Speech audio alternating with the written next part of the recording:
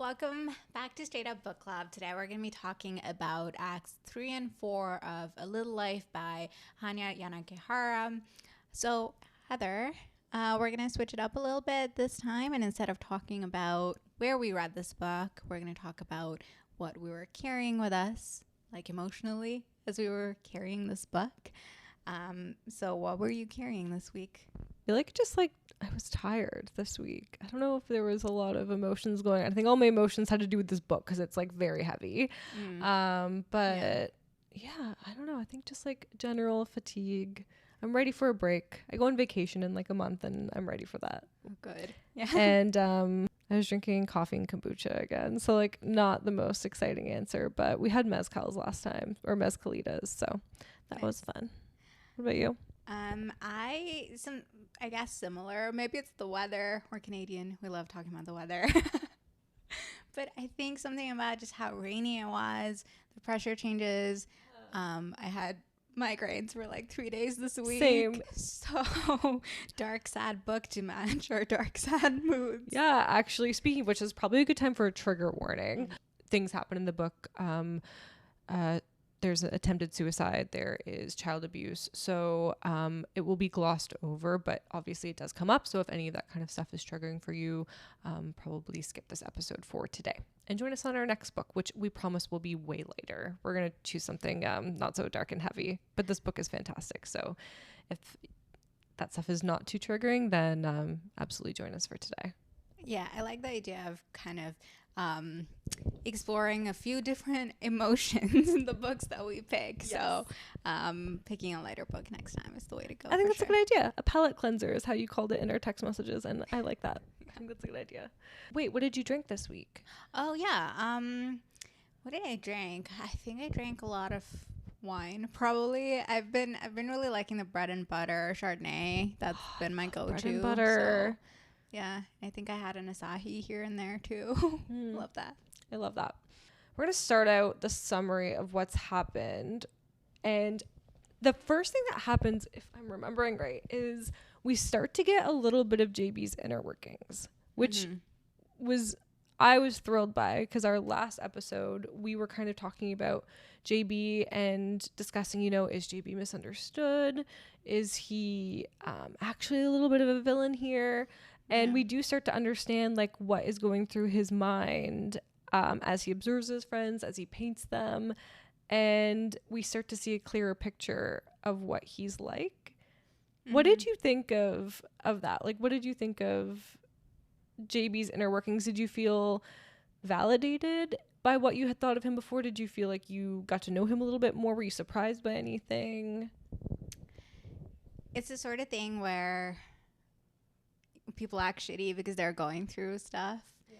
And if you don't know that part of it, or if you don't know them in that way, you'll never know the motivation around why they're being shitty. And I think that's what we got in Act 3, I think, with him. I don't know that I felt validated. I think I felt like really sad for him. He seems really stuck in the past. There's some mention about he loves these parties because he gets to see the people that he used to be around more when things were a little bit different, when he was closer to his 4 friends. This seems to be the only time that they get to see each other in that way now.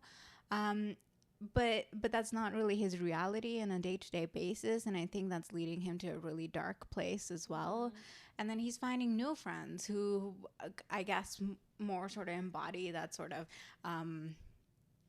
I think it started out as lightness. He was searching for that lightness that you have in university, where you're exploring, where you're not really tied down, your life is it's not routine and order and obligations quite yet. And all of his friends are starting to move into that phase, and he's not ready. And he's like, when did everyone get to be the same? So yeah, I think I felt really sad for him that his life isn't out of that phase. And so because he's feeling lost and alone because of that, he's turning to Jackson, and Jackson is this horrible influence on him, but he can't seem to shake that. I think a lot of that is the fact that Jackson is there.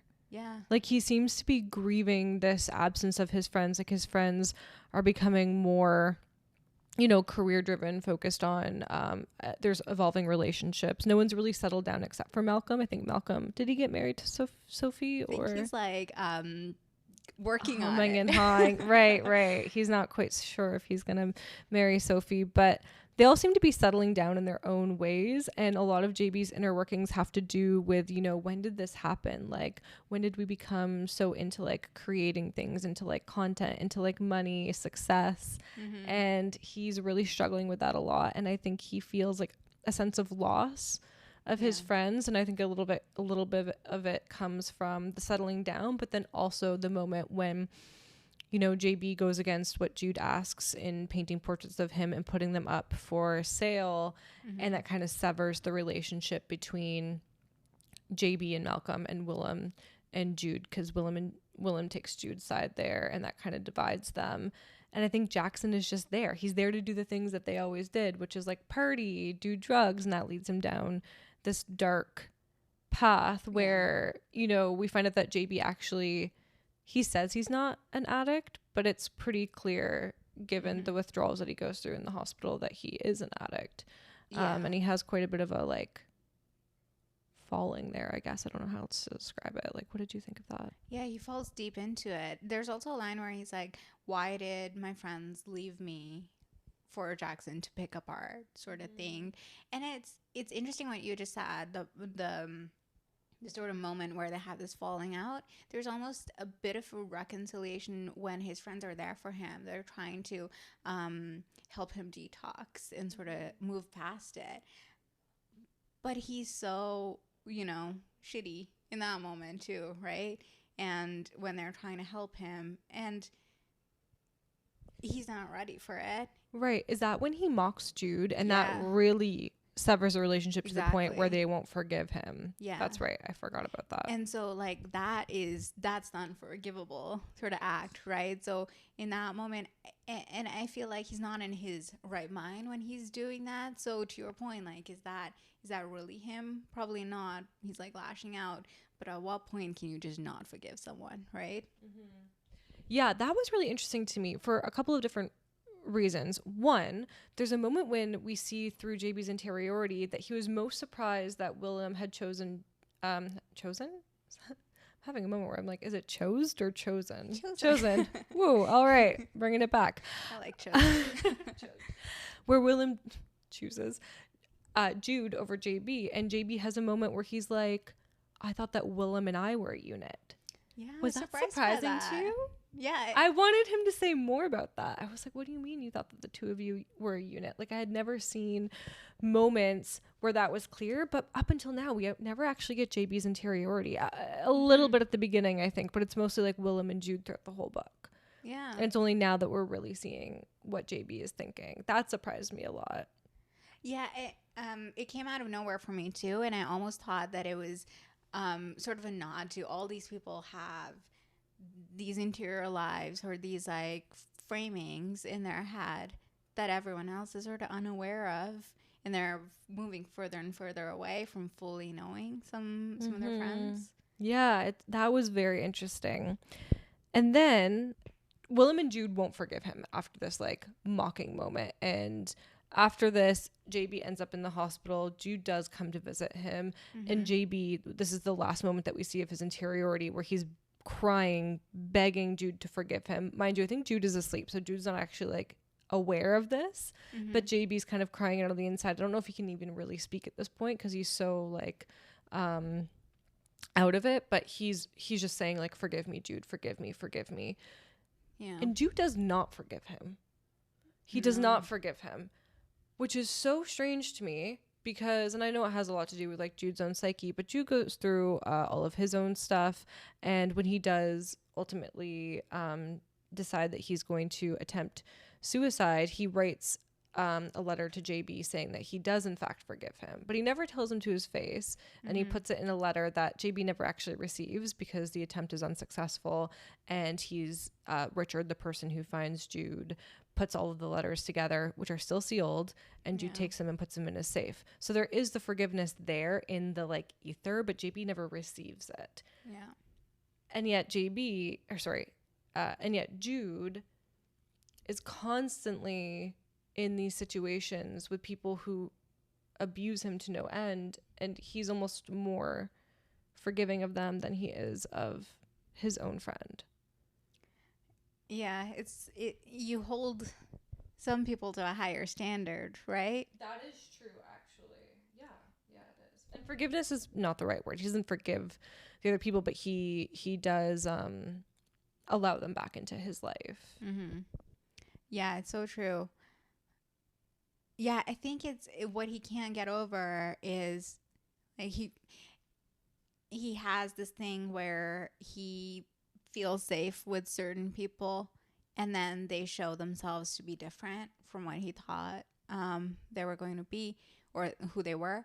And I think it was that for JB too, or with JB too, because now that he sort of revealed himself to be, it's not as safe anymore. Mm-hmm. Maybe that's what it is. Maybe with other people he doesn't have that built up feeling of safety quite to the same level. When some people disappoint you, you expect it. When others disappoint you, it's heartbreaking, and then it might be like a very similar thing, right? So I wonder if it's an element of that.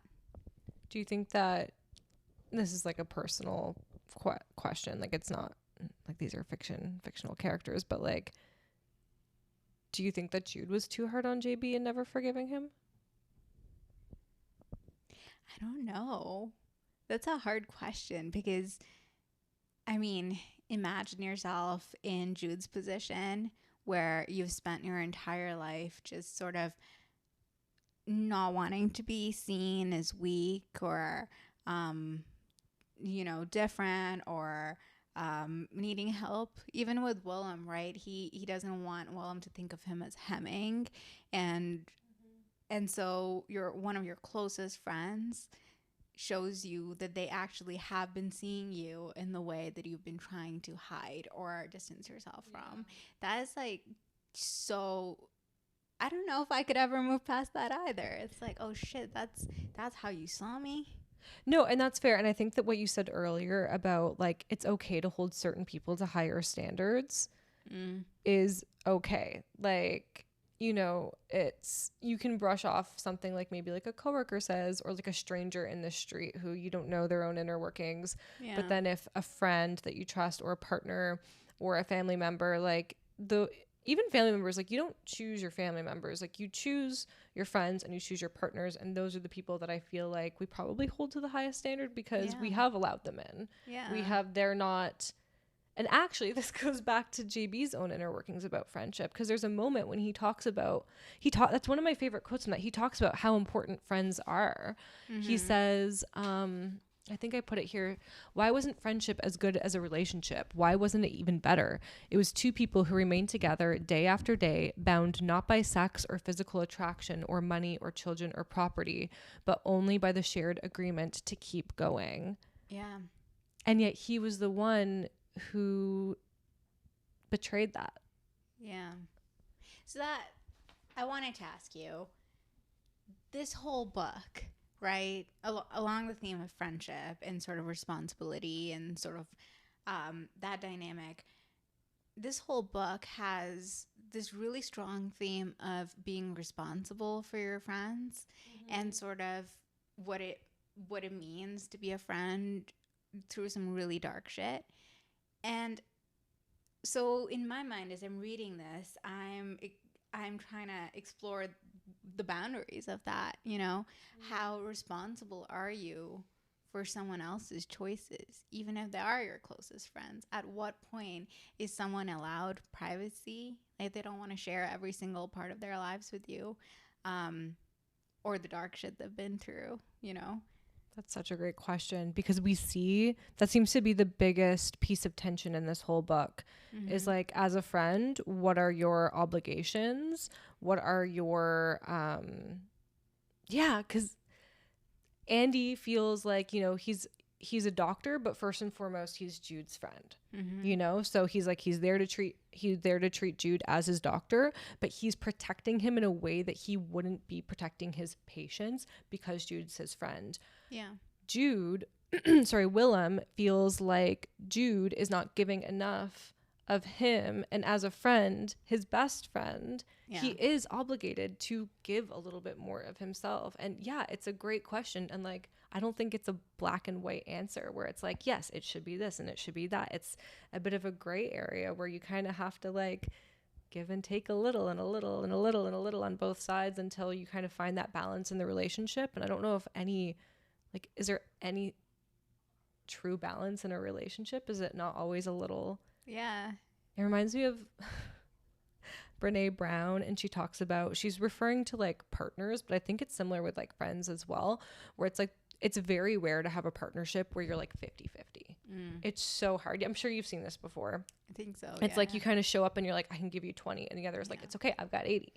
Or it's like, okay, you know, I'm 40 today. It's like, okay, I'm 60. Or maybe you're like, hey, I'm 80% if you need to like ease back and you can only give 20, like that's okay. Yeah. And I think that that works when there is the back and forth, but it feels like with Willem and Jude, it's always Willem giving and giving and giving, and Jude, who wants so badly to not, he doesn't want to burden anyone with his history, but in doing so, it's almost like more taxing on his friendships. Yeah.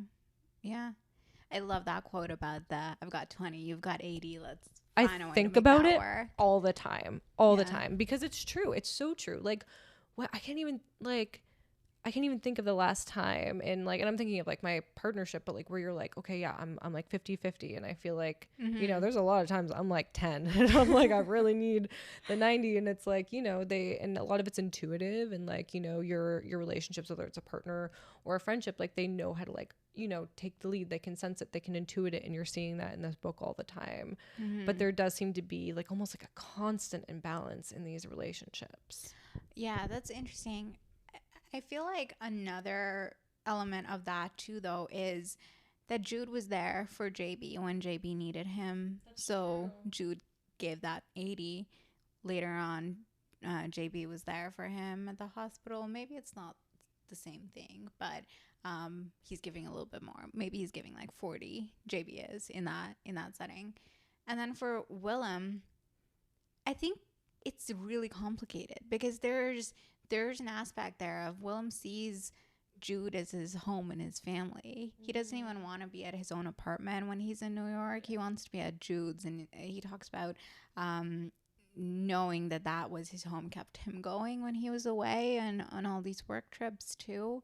So maybe you get back in different ways, and maybe it doesn't always need to be about information transfer. Actually, that's a really good point, and I didn't think about that, and probably because I think it's been a little while since we've gotten Willem's inner workings, but I think he actually does rely on Jude a lot as his family. Yeah, because he doesn't have family. Like he has, like his brother. I think the person who he felt the closest to passed, and that relationship with his parents has just severed. There was a moment when, you know, JB would be like, but they're your parents. Because I think JB is close to like his mom and his aunts, and he can't understand the like, you know, how can you do this? Like they're your parents. And Willem's like, JB didn't understand that yes, this was a relationship that you could sever, and it was very possible, and it was true for him. And I think he found that sense of family in Jude. So yeah, actually, the more that you're talking about it and answering these questions that I'm like have been on my mind, I'm like, yeah, maybe there is more of a balance there that I'm just not seeing, because we're seeing so much of Jude relying on other people, but also we're seeing that because we're getting Jude's inner workings where he feels like he's a burden all the time. That's true. Yeah, I don't think it's a perfect balance, but maybe it's like a little less. There's also another aspect of friendship that it's kind of touched upon, and that's like Malcolm towards Jude, and then also Richard towards Jude. Richard comes out of nowhere, right? But he's the one who finds Jude this new place. Richard owns this building, and he wants someone to kind of rent to buy, sort of. That's their arrangement. And he's doing that because he knows that Jude needs a place that's more comfortable for him, where he feels safer. So there's that aspect, and he's there for him in a really big way. I don't think that Jude would have been able to afford a place or find a place without his help. And then Malcolm, who, when Malcolm's renovating this place, he's thinking about, you know, when Jude will need a wheelchair. He's like planning for his future, even though Jude is really clear, like, I don't want this. He's really thankful of that, about that later on when he does need it. So just like having friends who are there for you in those ways makes such a big difference, and it's a lot quieter. It is very quiet. I'm so glad you brought up Malcolm. I'm craving what Malcolm's thinking. He's the one person that we haven't gotten any insights into. He's one person he seems to be the friend that doesn't really take up a lot of space. Yeah. But I'm curious to know, but they also I don't think they hold Malcolm as dear to them as the others, because they even, like, in their inner workings, you can tell that, like, Willem's fond of Jude is fond of Willem, JB sees him and Willem as a unit. It almost feels like Malcolm's a little bit left out. And then he also feels like he's left out of this book, because I feel like he barely comes up, and when he does, he's just kind of doing these little gestures. It's not little, it's a big gesture, really. And, like, does it cost him a lot of money? He has old money, it's clear, but it's the forethought that's so sweet. And then even when Jude is like, don't do this, he kind of compromises. He doesn't even compromise, because Jude doesn't know, but when Jude sees that when Jude sees that Malcolm has put in the seat in the shower anyways, even though Jude asked him not to, and he was kind of relieved. Like, that showed that forethought, and also going against his friend but knowing it was in his best interest. Like, that says a lot, because Jude could have been very angry and been like, I told you not to put this there, like, you know how I feel. But, you know, Malcolm went against it, because he's like, no, like, I do want to look out for your future, which is very sweet. But yeah, we don't get a lot of Malcolm. Where's Malcolm? What do you think about that? That's a great point. I love how you said he's left out of the book too, as well as the friend group. That's a great connection. It's interesting because, like, he's trying to do something similar for Willem, right? He's trying to renovate his place. Willem is just, like, not really interacting with him or helping make that happen, though. I just think I'm kind of stuck on the fact that it's so cool to have, like, an architect as your, like, friend who wants to, like, redo your space. And just, like, he's I don't know, an innovative person who's been featured in all these magazines and stuff. So I was like, why wouldn't you want that? Where do we find friends like this? Where's our architect friends? Okay, so sorry to, like, belabor JB, but when we're talking about, like, the give and take of the relationships and kind of, like, the things that we see that they're giving and taking and the things that we don't, one thing I noticed with JB is that he seems to be the friend that respects Jude's desire to not share his history. Yeah. Because there's that moment with Harold, remember? And JB's like, Harold, you need to learn to leave him alone. Like, you need to stop asking about his childhood. Something there happened. I think JB actually... Turn my mic's on. I think JB actually is the first one to allude to the fact that he thought that it was probably child abuse, and that's why he needed to leave him alone. And Harold said something along the lines of, like, I respected his, like, dedication to his friend. I don't think that was quite the exact word, but, like, his determination in this and letting him know, like, that's quite a thing to do, to go to this, like, parental figure and be like, you need to, like, stop this with my friend right now. Like, I thought that was pretty brave. And I don't know, just intuitive in a way that the others haven't reacted around Jude. What did you think of that? That's so true, because you would think that Willem would do that, right? Or just kind of get him to back off. Maybe JB's he seems most fearless in this group. He says things that other people leave unsaid.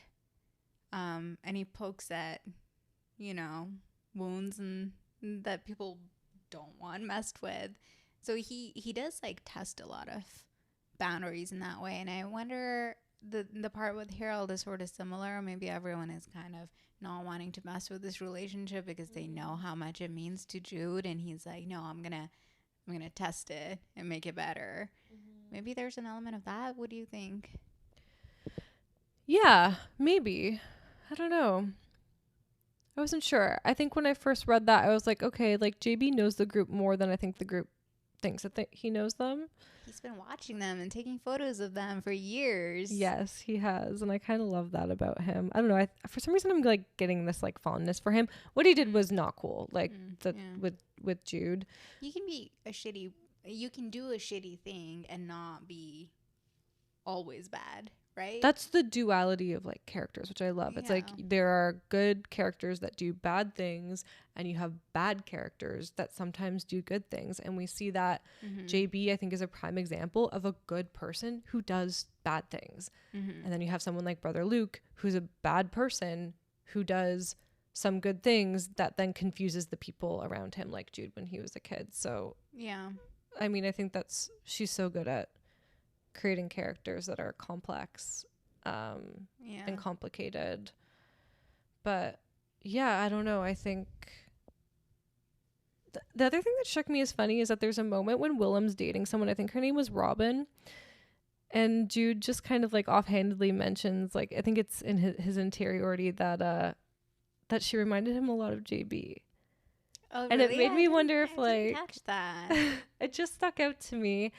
And I'm like, I wonder if Willem is drawn to people like JB and feels protective over people like Jude, if that makes sense. Oh, interesting.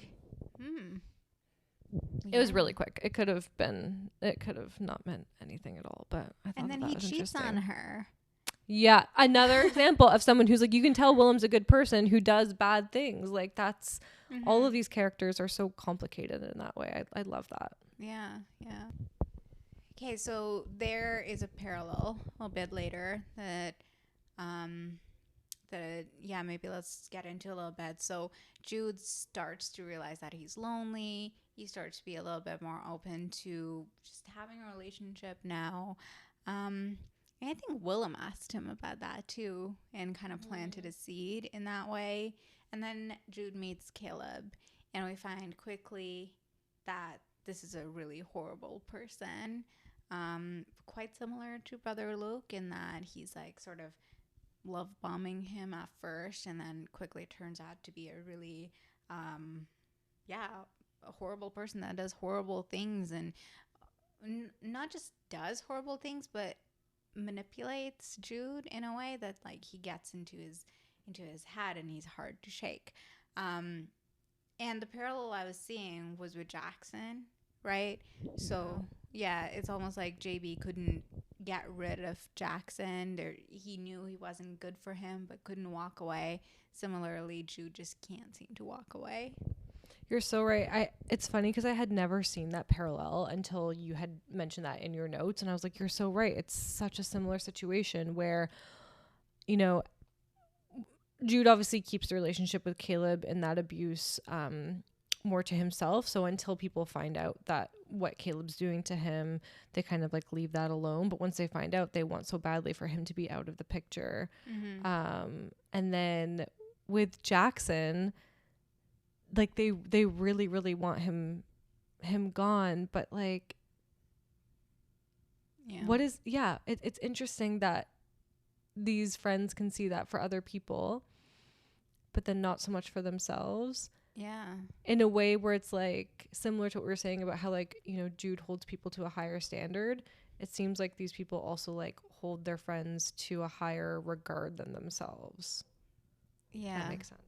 It's almost like it's really easy to say something or see it when it's not you, right? And then it's really hard to embody that advice sometimes. Tale as old as time, easier said than done. I think we've all given advice to friends that we find hard to take ourselves. Yeah. But yeah, Harold tries to help and Andy tries to help, and it does get really bad. That part of the book was really hard to get through. That was really tough. That felt like a big chunk of it, and it just kept going to like the abuse between the abuse from Caleb towards Jude, and the manipulation was just this other layer of it that was like when he starts talking about how he doesn't want him to use the wheelchair, like, oh, don't use that. Oh, you can walk, right? Yeah. And then he tries to make, like, whether it's true or not, doesn't matter. But he talks about like, oh, you know, my mom had MS and she was in a wheelchair and my dad was sick and it confined him and their disabilities just like really weighed on me. And he tries to make it this like strange, you're triggering me by using your wheelchair. Like this really strange form of gaslighting that's, it's these layers of abuse from Caleb that are just so scary. The scariest thing too, well, I don't know if it's the scariest, but this guy is like a high functioning person in society. Oh my God. Isn't that how it goes? Yes, right? that's true. It's always like people hiding in plain sight. And you think, oh, well, we have the same circle of friends, you know? How could I don't hang out with people like that? It's so scary, but it's true. Yeah. Part 4 closes with Willem saying, okay, sorry, let's back up. Jude really wants to get Willem a good birthday gift. He's so grateful for Willem having like, I think he like gave up a shoot in Russia to be with Jude after he was in the hospital. And he's like, I want to get you a birthday gift, like something really special. And Willem keeps being like, you don't need to get me anything. Then one day Willem's finally like, no, you can get me something. You can tell me about your childhood, the thing that you're keeping from me. Yeah. And Jude is really like, he doesn't want to do it. And then finally one day they're at the table and he's like, okay, I'm ready to tell you. And there's this really beautiful moment where Willem leans back because finally he's the one who's going to be told a story and Jude is going to be the one to tell it. And then that's when we get the whole history of Brother Luke, which I think we all knew was going to be. I didn't realize that that's what was happening With Brother Luke? No, that was Willem being told the story. I didn't realize that. That's how I took it. Okay, I could be wrong. Because it goes right into it. It's like yeah, that makes perfect sense. I just didn't pick up on it. I think that's how it worked. That part was really long and really hard to read, but also I think really insightful into we're getting the full story now. Exactly. We're getting every single detail, which to be honest, I wasn't sure if we'd ever get. Yeah, me neither. I thought it was always just going to be alluded to. But oh God, now I can't. Oh yeah. Okay. It says, he thought about how he could start and plotted what he'd say in his head before he opened his mouth. Finally, he was ready. This is interesting. I was always a greedy kid, he began. And across the table, he watched Willem lean forward on his elbows as for the first time in their friendship, he was the listener and he was being told a story. And then the rest of this part is the history with Brother Luke. Got it. Okay. All right. Yeah. That was my interpretation. That makes more sense. Yeah. So he is finally telling Willem. What do you think about that? Like, what do you feel like that's almost like a recalibration of their relationship between like Willem and Jude? Is it a little bit more of the like balancing out of the relationship, that 50-50 that we were talking about earlier? Do you think that this is a healing moment for him? We also know that the next part is called the happy years, which at once is devastating because it's like the happy years. That means that there's like an end. Exactly. Yeah. Tell me what you think. Yeah. Tell me all your thoughts. I hadn't thought about the happy years like that. And yeah, it does sound like a brief period now that we think about that. Yeah. I don't like, okay, so the recalibration part is interesting. I think it might be like a healing process, like you said. Because Jude's really been feeling that it's really oppressive now to have this story that he hasn't told. It's such a big part of who he is now. He's fully shaped by it, right? And it can be so isolating. And now he's fully starting to realize how isolating it is for other people not to know. And it's also interesting that at this moment, other people his friends are starting to see more of, you know, who he really is, like his daily struggles, and the partners at his firm are, you know, more present when he's at the hospital, things like that. So he is sort of opening up in various ways. But he's also reflecting on that. He's also reflecting, I think, on how he wants to do more of that and just kind of like let go of some of that oppressive feeling. So I think this is healing for both him and then also for Willem. I feel like this will act as a little bit of like closure for both of them. I don't know if closure is the right word, but like you said, like a little bit of healing. Yeah. I want to know from you. So on Book Talk, there's always like these like little clips of people reading the book and bawling. Like they're bawling. And people go, oh, like they didn't realize they were going to get to this part in public. Do you think we've gotten to that part, or do you think it's going to? I hope so. I really hope so, because it's like 3 and 4, these acts, they were devastating. And how much worse could it get? I don't know, but do you think this, like, it seemed like there was going to be a moment when the relationship between Jude and Harold is severed. Oh, yeah. And he says that it's like the first time that it was on the fence was a few months before, and the other one was like 5 months later. And I'm like, isn't this now like 5 months later? But it couldn't be the thing with Caleb. I just can't imagine anything happening where Harold would give up on Jude. Yeah, right? Yeah, because now that Jude is opening up more, he's not putting up this wall. So I thought actually that when that moment of their relationship being severed would be around the part with Caleb, right? Where they're at this restaurant and Caleb shows up and Jude says to Harold, like, I told you to stop. Why didn't you stop? I thought that might be sort of the moment where something just like exploded. So yeah, I don't know what it would be. I'm curious to read it. I'll have tissues with me. Lots. I'll be crying. Yeah, I gotta restock my box down there. That's my tissue box. That's empty. Okay, one more thing. Sorry, because I know that this is so over. Tell me if I'm wrong, but is this whole book third person point of view except for when Harold is talking and it's first?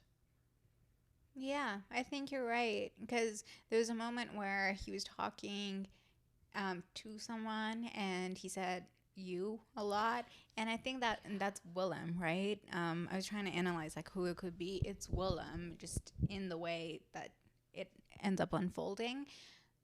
So yeah, I don't know. That's interesting. Why is that? Maybe we'll get into that more. I'm hoping it does. It almost feels like a letter. Like Harold is kind of like chronicling moments in history. So I don't know. I have my own theories. I don't want to like speculate, but I feel like something really devastating is going to happen, and Harold will need to finish the book maybe, or I'm not sure, but we'll see. I like that theory. Yeah, because, okay, so it creates distance because it's almost like Harold won't be part of it if they're severing their relationship. Yeah. He won't be, he'll be writing about it and what happened, maybe why they don't talk anymore. I like that theory. We'll find out. Okay, so next time we're going to be reading only is it 5 at this point? Yeah. Because The Happy Years on its own is about 230 pages, I think. So it's like about the same length as 2 acts together up until now. So read The Happy Years with us. And next Thursday, we will drop that episode where we discuss what we think of that. I'm so excited to start reading. I'm so excited. The Happy Years. Yeah. I'm a little sad because I feel like it's going to be devastating at the end, because it's like when the Happy Years ends, do the Happy Years end? Probably. But we'll need like a little bit of reprieve between, the worst. Yeah. Yeah. A little bit of lightness. Maybe. Maybe this isn't the book though. Maybe it's called The Happy Years and it's not very happy. We'll see. We'll find out. Right. And then we promise we'll give you a palate cleanser after this book. All right. Well, see you next time. See you at book club. Bye. Bye.